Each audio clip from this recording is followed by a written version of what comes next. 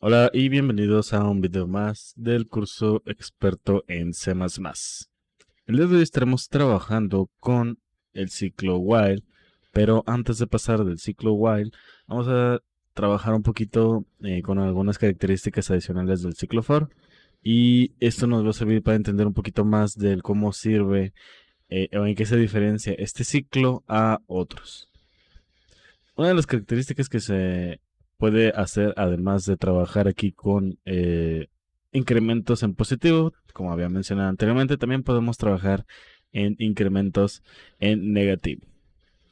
Si nosotros, por ejemplo, queremos poner esto, entonces iría en el sentido contrario, iría con a la primera 0, luego menos 1, menos 2, menos 3.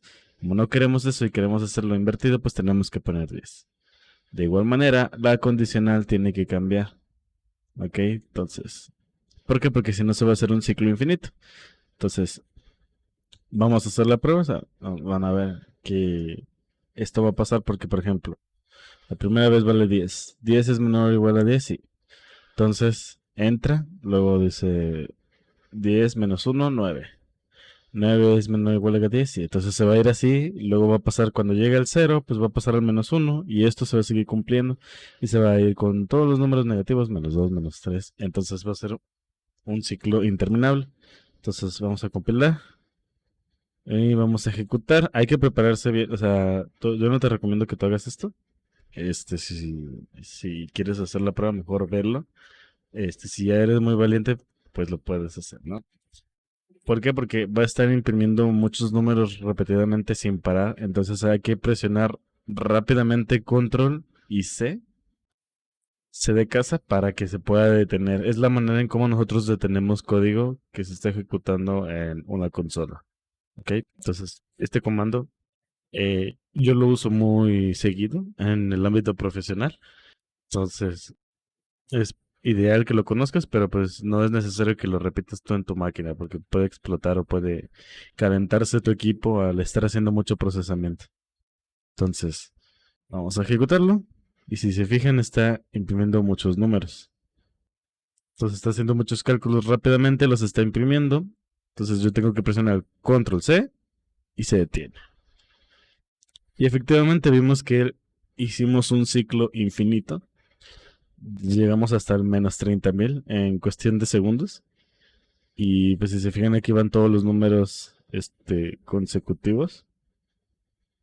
De como si se fueran imprimiendo de dos en dos, pero en negativo. Bueno, lo que nosotros quisiéramos es a lo mejor cambiar esta opción. Entonces vamos a poner lo contrario, en vez de que sea menor, vamos a ponerle que sea un mayor o igual. Ahí está. ¿Para qué? Para que mientras sea mayor o igual a cero, pues se va a seguir ejecutando. Y como vamos decrementando, pues vamos así. Entonces, compilamos, ejecutamos y listo. Obtenemos el mismo resultado que habíamos tenido anteriormente. Aquí lo podemos ver. Esto pues sigue igual. Y bueno, esto simplemente pues para poderlo trabajar en relación a lo que antes veíamos. Adicionalmente, los ciclos for en su forma de ser son simplemente para cuando conocemos el número de veces que vamos a repetir el código. ¿Ok? Esta es la forma en cómo nosotros debemos de recordar cómo va a ser el uso del ciclo for. ¿Ok?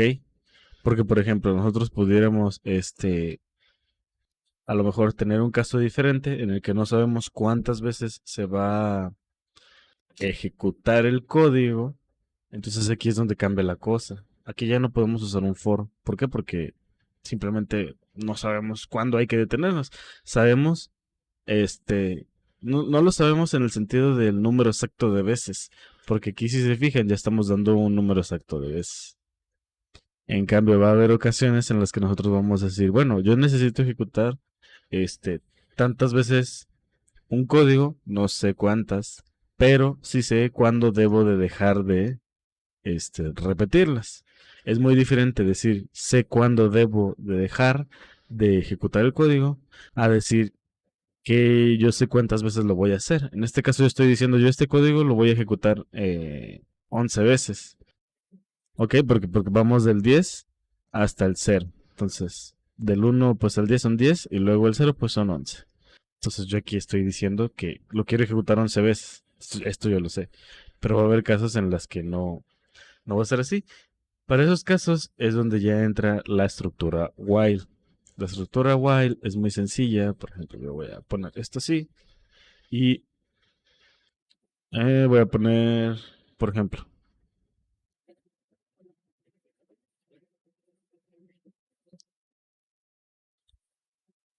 voy a definir, para diferenciarlo voy a definir un integer que se va a llamar x y lo voy a igualar a 0. Ahora, el while, simplemente ponemos while. En este caso, uso el constructor automático que me da el entorno, pero si se fijan aquí, vamos a hacer esto un poquito así. Y voy a hacer esto un poquito más chiquito para que se vea la diferencia. Aquí, el while, a diferencia del for, solo agarra un parámetro, que en este caso es la condición. La condición es lo que mencionaba yo anteriormente. La condición nos va a servir a nosotros para decir cuándo debemos de dejar de repetir código. No sabemos cuántas veces se va a ejecutar este código, pero lo que sí sabemos es la condición que se tiene que ejecutar para dejar de, en este caso, trabajar con el código. ¿Ok? Normalmente aquí nosotros lo que podemos hacer es trabajar varias situaciones, pero para efectos de este video, lo que vamos a hacer primero es hacer un ejercicio igual en el que intentamos igualar el uso del while con el for. En este caso, pues estaríamos aplicando cuando conocemos el número de veces en un while, pero no es la funcionalidad principal del while. Aquí vamos a ponerle cuan- para cuando no sabemos el número de veces que se va a ejecutar. Solo conocemos la condición. Y voy a pegar esto. En este caso lo que estamos haciendo es simplemente igualar el uso del while a conociendo un número de veces. Entonces, si vamos a asemejar esto, vamos a hacer lo mismo que acá que hicimos del 10 en decremento hasta el 0. Entonces, aquí lo que tenemos que hacer es la misma condicional que habíamos puesto anteriormente, que es como esta, la de i es mayor o igual a 0. Y ahora aquí no tenemos un decremento, en este caso, pues que estemos manejando. Entonces, este decremento lo tenemos que manejar siempre al final del código. ¿Ok? Como estoy usando x, por eso pongo x menos menos. ¿Ok? Y aquí como estoy usando y, pues así lo estoy haciendo, ¿no? Entonces, esto va a ejecutar la misma cantidad de veces y va a tener la misma impresión que esto aquí. Entonces, si nosotros ahora, voy a quitar esto para no confundirnos, voy a guardar. Vamos a hacer esto más grande, compilamos. Ok, claro. Porque ya no existe la y, estamos trabajando con x, hay que hacer esto. Quitamos. Y ahora aquí nos ha salido. Esto tiene que ser 10 para que podamos empezar de arriba hacia abajo. Ahí está. Entonces, si se fijan, es la misma impresión que teníamos anteriormente. Son las 11 veces que se va a imprimir esto. Pero realmente, pues estamos aplicando este, un caso en el que conocemos el número de veces en un while. Entonces, no es principalmente para esto el while. Se puede hacer, pero no es lo ideal. Lo ideal es que, por ejemplo, tú tengas a lo mejor varias condicionantes aquí que alteren un valor. Entonces, cuando ese valor valga algo en específico, pues sigue trabajando, ¿no? Hasta que se logre este valor. Pero pues sin saber cuánto va a ser el número de veces que se repita, porque muchas veces no sabemos o no controlamos la entrada de datos Entonces, nosotros, por ejemplo, pudiéramos hacer aquí como el ejemplo que hicimos de adivinar el número. De hecho, sería un buen ejercicio que ustedes hicieran, de que, por ejemplo, ingrese un dato, imprimes en pantalla y pones stds out, estos símbolos, y luego entre comillas vas a poner adivina un número del 1 al 10.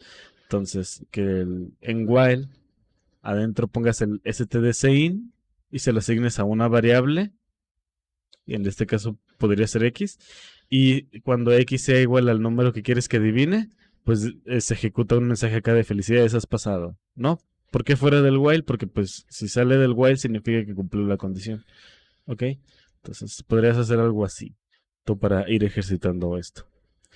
¿Por qué? Porque el while sirve para bastantes veces que no conocemos. Entonces nosotros podemos estarle preguntando las veces que sea a un usuario, este, qué número es el que hay que adivinar. Entonces no sabemos si le va a atinar a la primera, si le va a atinar a la segunda o a la décima. En teoría no debería de, lo máximo que debería de tardarse sería 11 intentos, pero pues a lo mejor hace un número repetido que yo he intentado antes y todavía se extiende hasta más. Y bien, ese ejemplo pues ustedes lo podrían hacer, estaría muy cool que lo hicieran. Ahora vamos a hacer aquí otro ejercicio, que este ejercicio yo lo voy a hacer en while, pero estaría también excelente que ustedes lo hicieran en ciclo for.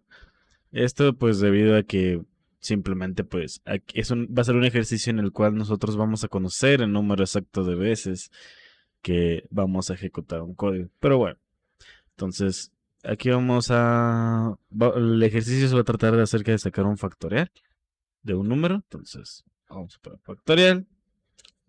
Vamos a trabajar la idea del factorial, para quienes no lo sepan. Es la siguiente. Nosotros tenemos que agarrar a partir de un número, que en este caso estoy poniendo como 10, porque pues ya lo tenía, y tenemos que multiplicarlo por todos sus números que siguen de ahí abajo hasta el 1. ¿Ok? Entonces, esto tenemos lo que realmente tendremos que hacer sería hacer toda esta secuencia de multiplicaciones por el número. Entonces, necesitamos, aparte del número por el que vamos a empezar, necesitamos otro número que es el que va a estar iterando y que va a estar cambiando. ¿Por qué? Porque el factorial va a ser al final el número en el que estemos guardando los resultados que vayan saliendo de 10 por 9, va a salir 90, 90 se va a guardar en factorial, luego va a ser 90 por 8, y así vamos a seguirlo en este caso trabajando, ¿ok? Entonces, luego va a ser todo esto por 7, todo esto por 6, y todos estos valores se tienen que ir guardando en factorial. Entonces, factorial no va a ser el que vamos a estar iterando. El que va a estar iterando va a ser otro número. Entonces, vamos a ponerle contador, por así decirlo, ¿no? Contador, para que empiece, tiene que ser factorial menos 1. ¿Por qué? Pues para hacer referencia al siguiente número que va aquí. De igual manera, conforme cada iteración, el factorial debe de ir cambiando.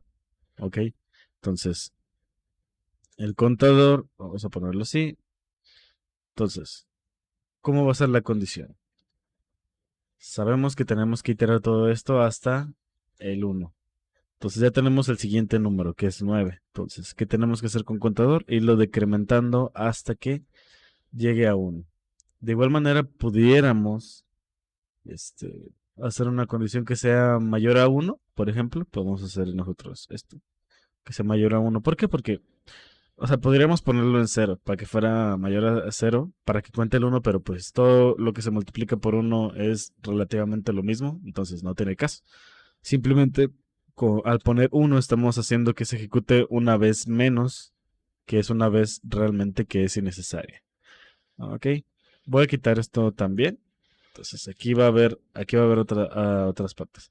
Entonces hablábamos de que el factorial, vamos a estar guardando aquí el valor. Entonces vamos a poner factorial, y aquí lo que vamos a hacer es multiplicar por el valor que estemos trabajando, que va a ser el contador que vamos a estar iterando.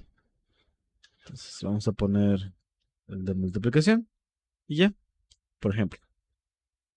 Aquí ya tenemos lo que es el factorial. Voy a eliminar esto. Lo voy a poner aquí. Aquí lo que vamos a hacer es simplemente imprimir. Podemos imprimir un mensaje. Podemos poner el factorial de 10. ¿Por qué? Porque ya no vamos a tener el valor como tal. Vamos a poner 10. Y aquí vamos a poner factorial. Todo esto lo vamos a eliminar porque no lo necesitamos. Vamos a hacer un espacio aquí. Y bueno, tenemos que decrementar contador, entonces la forma va a estar así. Empezamos. Mientras contador sea mayor de 1, contador vale ahorita 9, porque es 10 menos 1. 10 por 9, 90. Y se guarda. Entonces, el factorial vale 90. Contador ahora, en vez de 9, vale 8. 8 es mayor a 1, sí. Ok, entonces 90 por 8 y lo guardamos en factorial. Y luego sigue el 7. 8 pasa a ser 7. Entonces ya tenemos todos estos números multiplicados. Ahora, todo esto por 7 y se guarda. Y luego 7 pasa a ser 6. Y así nos vamos hasta que diga, bueno, hasta que llegue al 2. Entonces va a ser todo esto por 2 y se guarda. Y ahora vale 1. 1 es mayor a 1, no. Entonces se sale y imprime todo esto multiplicado en un valor aquí. Ok, entonces esa va a ser la lógica en cómo estemos trabajando con el número factorial. Y bueno, vamos a compilar, vamos a ejecutar y aquí nos sale este número. Entonces nosotros pudiéramos buscar si ese es el factorial. Y vamos a ver, aquí está. Factorial de 10, aquí ya nos lo da Google. Vemos que es precisamente ese mismo número, entonces el ejercicio está correcto. El procedimiento a actuar está muy bien. Entonces, ustedes pueden realizar esto mismo, pero en el ciclo for, ¿ok? Tienen que tener muy en cuenta que tenemos un contador que está manejando las diferentes posiciones y el factorial que simplemente almacena el valor que se va a guardar de todas estas multiplicaciones, ¿ok? Entonces, esta es como que la lógica para trabajar. Yo te dejo a ti de tarea que lo hagas en for. Y bueno, eso sería todo por el video de hoy. Ya vimos cuál es la diferencia entre un ciclo for y un ciclo while, cuáles son los usos de cada uno. Conforme tú ya estés trabajando en proyectos personales, podrás aplicar, dependiendo de la situación, uno u otro. Entonces, muchas gracias y nos vemos en el próximo video para aprender más sobre C++. Muchas gracias.